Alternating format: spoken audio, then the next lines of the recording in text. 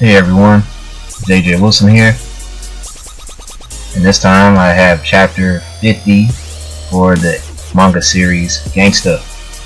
That's right, so this chapter is a pretty medium-paced chapter, meaning that it was only like maybe 21 pages at the most, so it's not a long read at all, and it's pretty much a build-up chapter for the most part.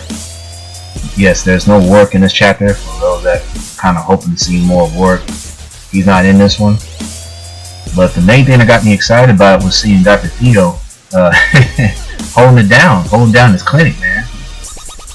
You know, he's very much a business guy. He's not messing around, you know. But we'll get into that in a minute. I'm going to show you why I'm getting hyped about that. But anyway, let's get into going into the city outside. We're at the police station, and we still have the riots with the normals protesting against the police, or basically, you know, they're trying to tell the cops to get all these Twilights. You know, they want them dead, pretty much. So they're sharing the same viewpoints as the anti-Twilight faction, and they're getting fed up with all the violence and the chaos. But we have Diego Montes, one of the members of the Monroe family, and if you look at his dialogue, he's pretty much stated he's got left behind, and it's true.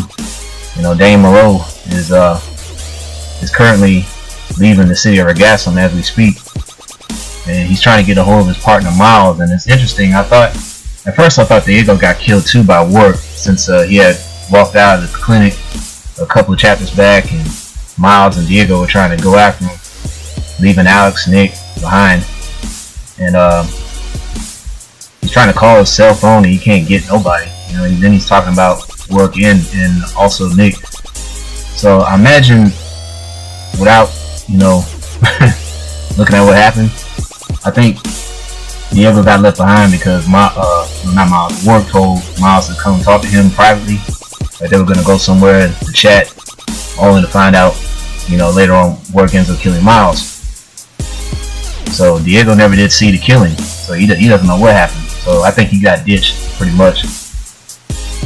So yeah, that's what he's trying to do. He's trying to reach out to anybody that can talk to him. Diego is. And then we see Delico. And Delico followed Yang. If you guys remember Yang, he got shot up by Delico by accident when he was trying to shoot Dane Moreau at the abandoned district in Ragassum. So he saw the flares too. And the little girl's with them as well, Heather. So they're at the hospital where Yang is now currently stationed in, you know, recovering from the gunshot wounds and stuff.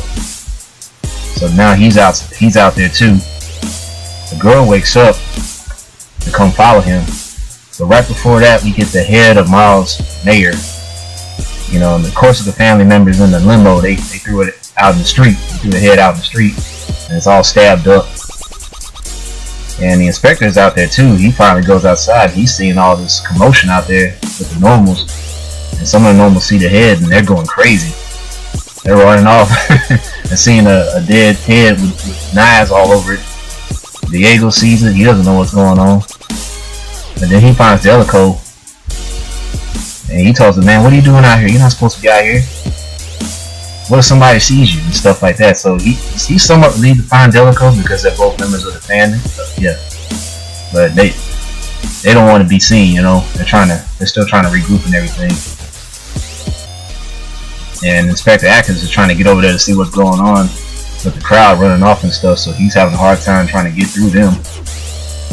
But Delico's protesting against Diego that he needs to go back over there because he realized that was Miles' head.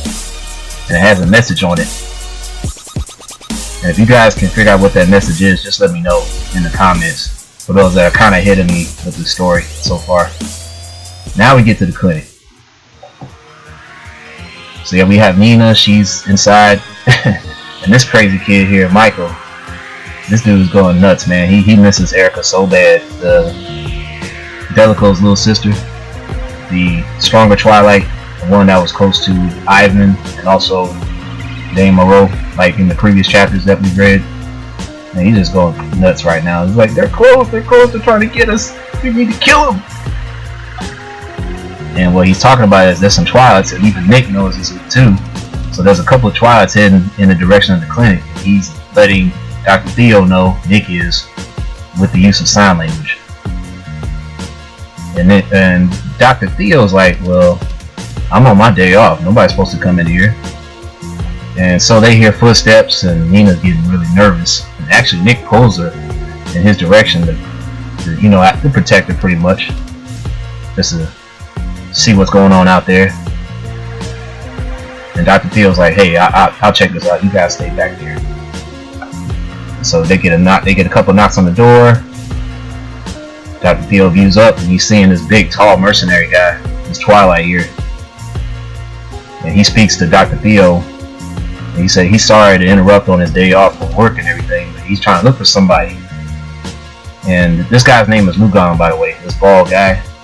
Looks like he had some surgery on his face or something. He was pretty creepy. But he's basically asking for Nicholas Brown. They're looking for him. And Dr. Theo's like, well, I'm not sure why you're here, but I'm a pretty busy guy. If you don't have an emergency to take care of, I'm going to have to ask you to go. You need to get out of here. And then finally, Lugan gets to the point. Nicholas Brown is here, right? But Lugan, he shows some evidence up in the air. It's a note, and it's like a knife. And it's the same message that we saw on the head of Miles. So basically, he's telling Dr. Theo that Warwick, the storage, has violated the contract. So later on, that's why I found out the storage is actually Warwick. But the rest of the message is not. It's hidden on purpose by the author, so I can't quite make it out. Maybe you guys can make it out for those that have gotten ahead of me. So basically, Warwick has violated the taboo. He's violated the laws. And because of that, now the guild is after him and Nick, and also Alex. And we see a couple more mercenaries on the rooftop.